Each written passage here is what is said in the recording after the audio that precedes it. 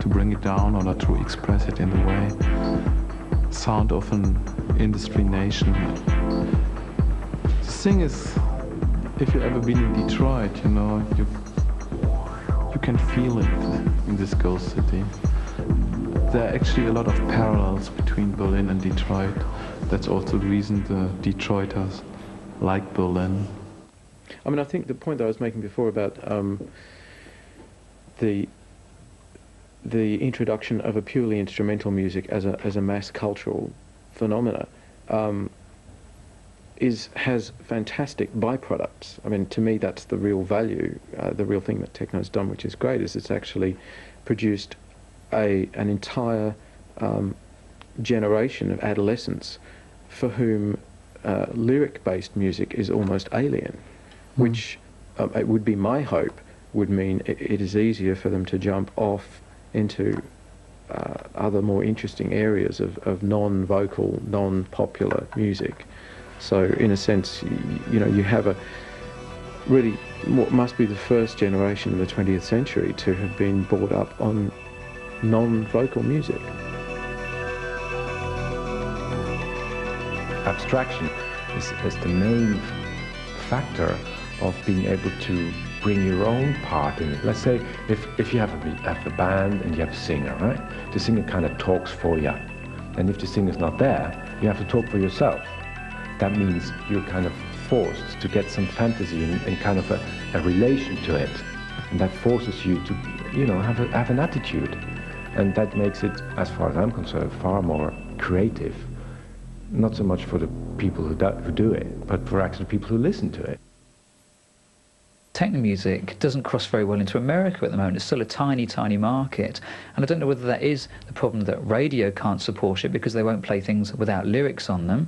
For a start, you have to sing along. There's no kind of fake American accents on any of these sort of techno acts that come from Germany, Japan, Britain, and so on. Having said about the lack of language, somebody said to me, one of the few techno acts that actually uses language, actually has words in their music, brings something personal to it. And I think that's important to me with my work, really loving the human voice and enjoying, even in a country I don't understand the language, listening to just the tone of a voice, the very texture and so on, every nuance. You can often get some inkling of what's actually happening in a conversation without actually understanding the narrative and so on.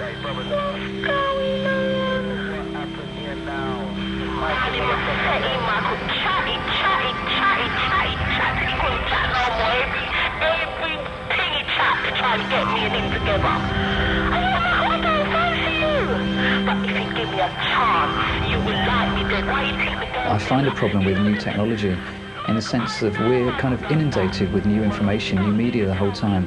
There isn't a point at which we can actually take a step back and communicate with people. I enjoy the irony of the fact that the more technological things that are invented, the more things we're presented with, the more time you seem to waste trying to communicate with other people. Now, these days, I have to check email, I have to check faxes, I have to check the telephone, I have to check ordinary snail mail, as it's called, and so on.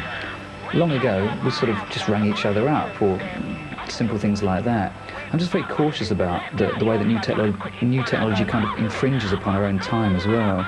Real communication, to me, is an interaction between two individuals, and new technology in a way can never reflect that. Hello? Fuck your phone, I hate your phone so much. Bastard fingers on us yesterday. Hey, are you gonna come down then tonight and see me? Do you love me enough to come and see me tonight? So I think the work has parallels with the work of somebody like Howard Pinter as a director for the theatre and so on. And the way that his work is very much about the relationships between two people, male to male, female to female, or male to female, and so on. And that's one point I really kind of, I'm very curious with the work of these kind of relationships between people, and the way that people communicate or fail to communicate. And I still enjoy this kind of irony of being at a point in the 20th century where our most sophisticated kind of communication system that exists, people still can't communicate on the most basic level.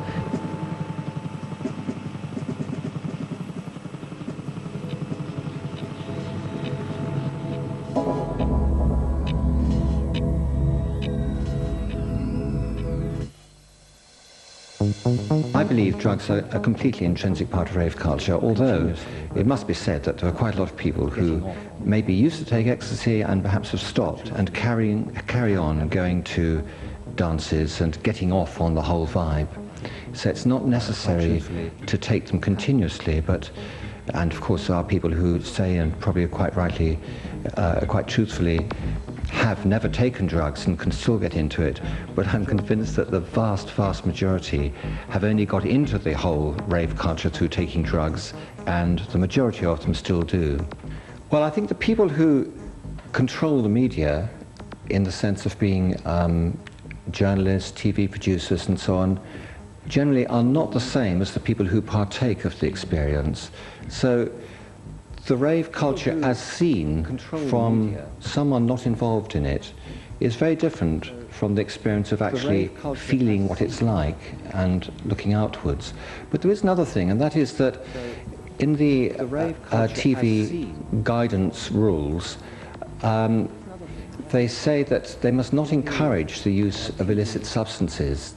And the way that's been interpreted is that if you have a soap opera, the characters who take drugs must somehow regret it later. They must either be shown that it's done them harm, or they say they'll never do it again, or in some way or another it has to be a moral lesson.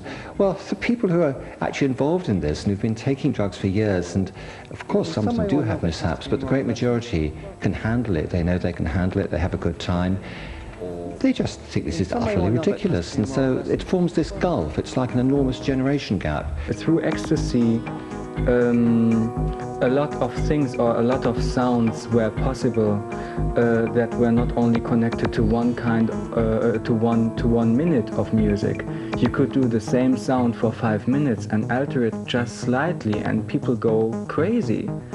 And I think that is very, very interesting, because every musician, if in rock or in jazz or wherever, you always have to rehearse some parts.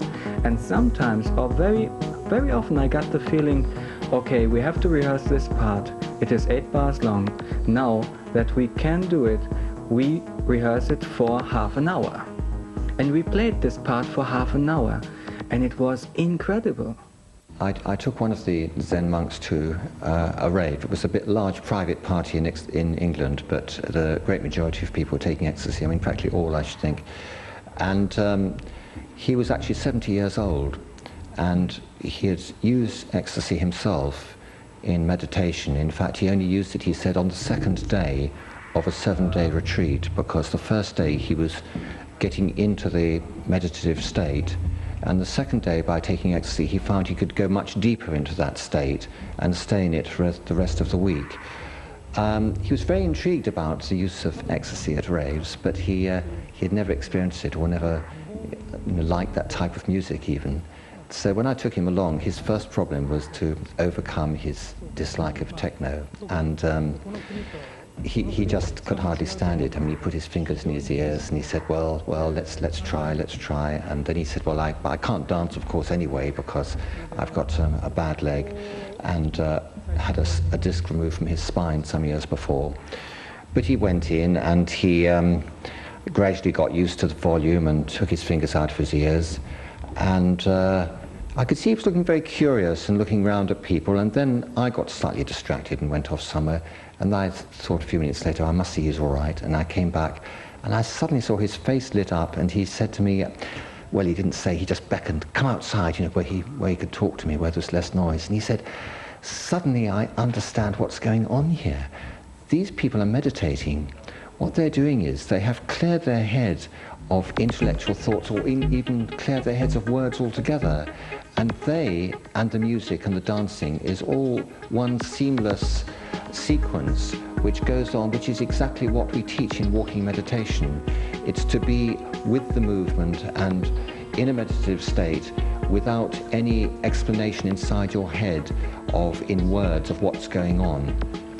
And so I think this rave culture, if it is connected to drugs or not, made this possible to go into so-called trance, if it is so-called trance music or not, but to have this kind of where your mind, where your body takes over the control.